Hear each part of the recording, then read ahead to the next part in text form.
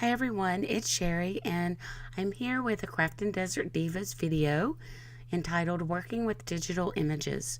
So I'm going to show you how I work with digital images on my Mac. I first open up Pages and then I click on Shape and I just choose a square, and then I go into the Arrange portion of Pages and I change the size to 4 1/4 by 5 1/2, and then I place it in the upper right corner. I then go in and add a border, and then I get rid of the fill area. This kind of gives me a sense of what I can do on a 8 1/2 by 11 sheet of paper. Then I go into Finder and into my downloads, where I've downloaded digital images, and I want to choose an image that has a transparent background.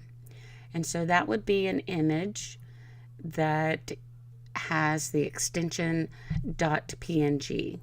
Then I just drag that over to my current page that I'm working on, and then I can select the image and I can grab the corners and I can resize him up or down.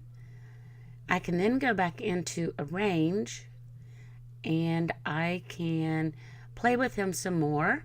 I can click the flip arrows and I can flip him in the opposite direction. I can also rotate him by clicking on the rotate. You can either do it with the little circle handle there, or you can actually go in and click the up-down arrows.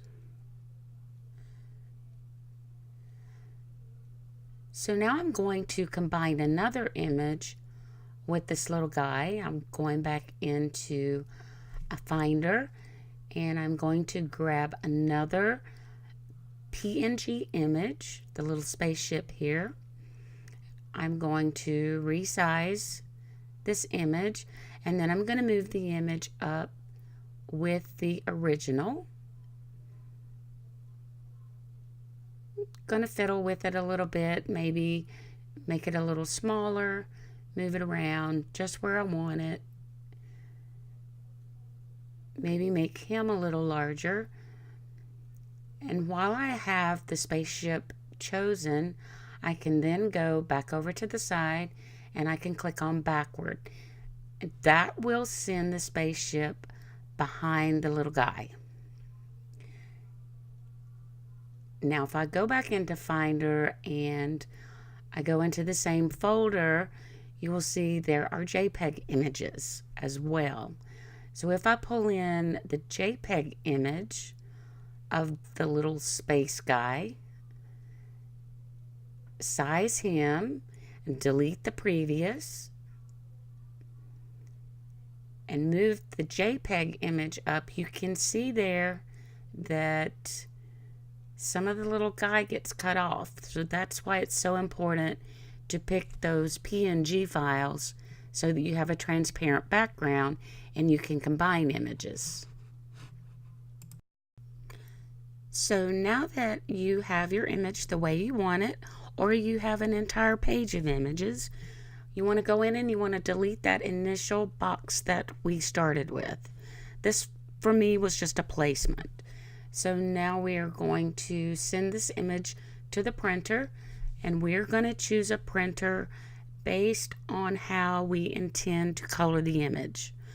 If you are going to be using anything water-based, you definitely want to use a laser printer. If you're going to be using alcohol markers or even colored pencil, then you can get by using just your regular inkjet printer. I appreciate you joining me today, and I hope this has been helpful, and I hope to see you again soon. Bye now.